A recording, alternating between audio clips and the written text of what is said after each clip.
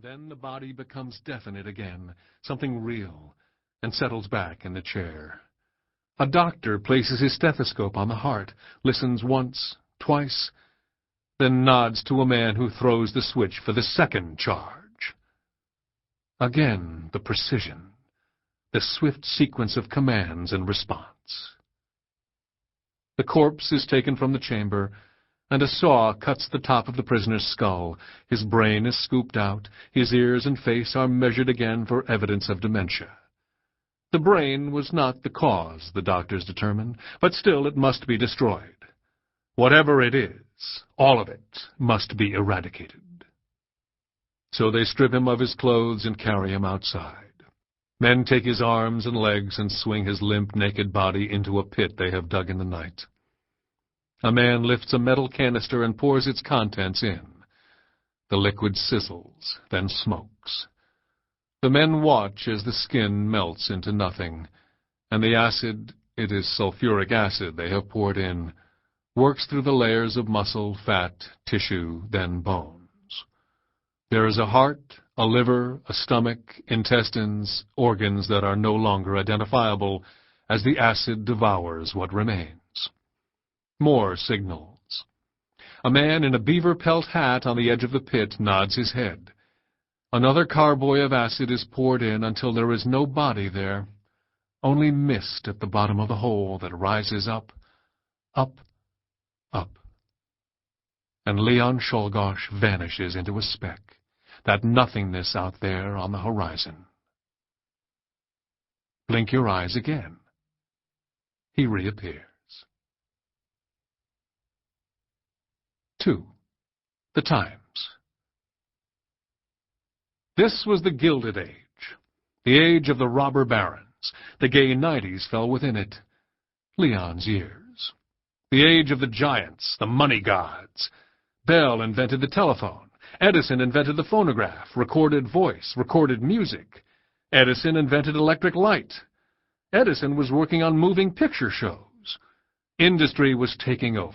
Railroads were covering the nation in long lines of track. Forests were hacked down to form roads that would never end. Fathers who had traveled west in horse-drawn wagons now stepped into a railway car in San Francisco and stepped off in New York. This thing, this organism, America, was growing more complex.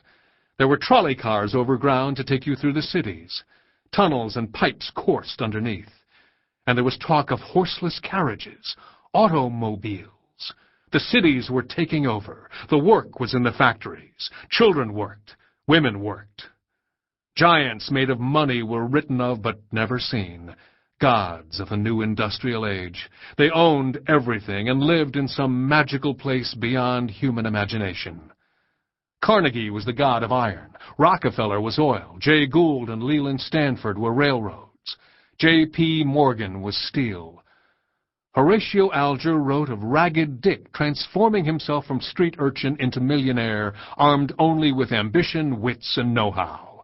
In 100 books he pulled the trick, but in truth the gods had already snapped up all the money.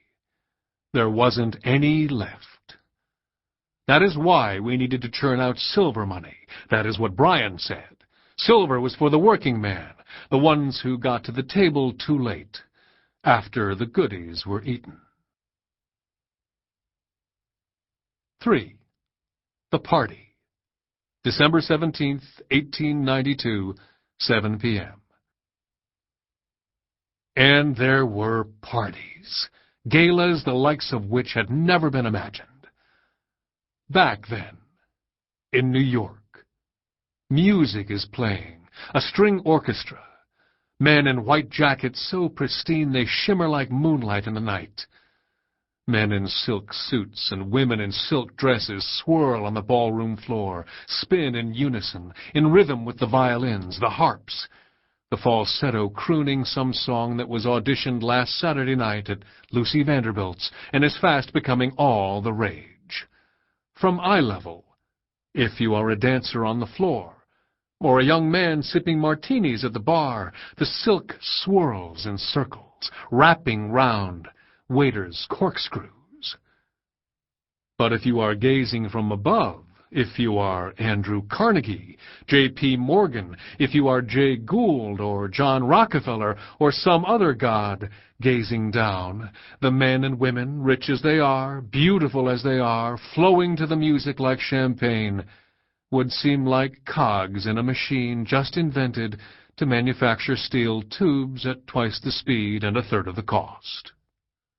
Or you may be Morris Vanderveer, beaming up at the musicians, angels of sound, the finest New York City has to offer, as they tune up on your balcony. You have had the balustrade completely redone for this party. Last week a band of Italians straight off the boat finished sculpting a line of gargoyles who now poke out from the rails, laughing and crying and howling, all in gold foil. Price be damned! Just tell me how many zeros.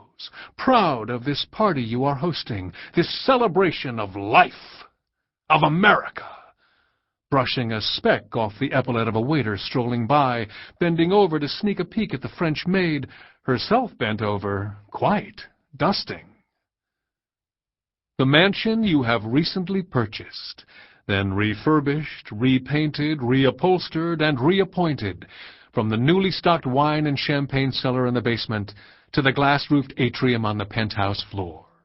It is 4 buildings, really, tunneled together underneath and merged by removing the interior walls and planting a courtyard in the middle that is a patch of woods and pasture and gardens smack in the center of the fast-growing city.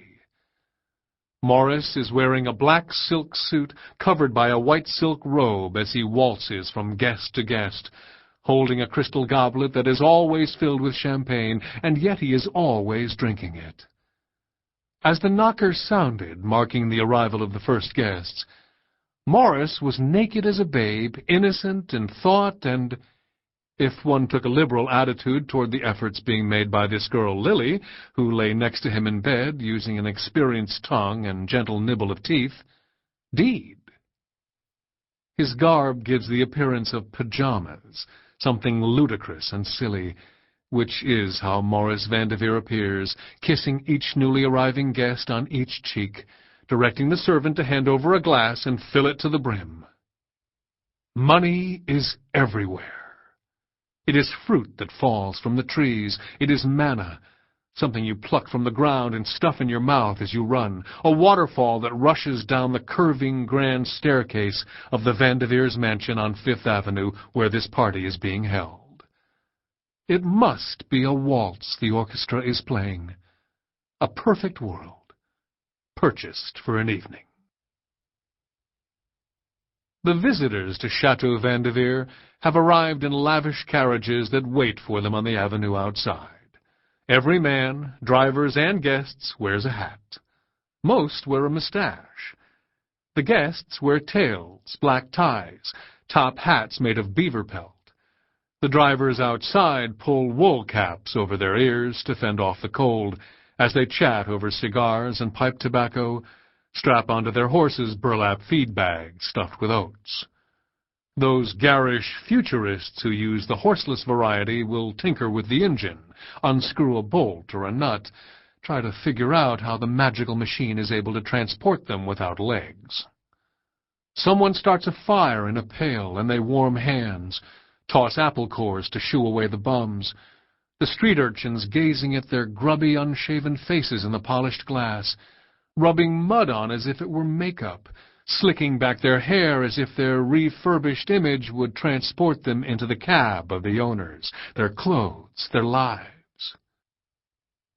While the guests linger and wait for the meals and the usual, unusual festivities, there is the customary chatter of strikes and immigrants, anarchists and moral decline.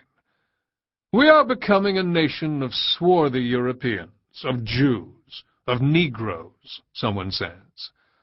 At the Van Pelt's last month, the anarchists tried to beat down the doors during the ball. We were trapped inside and on the last bottle of champagne.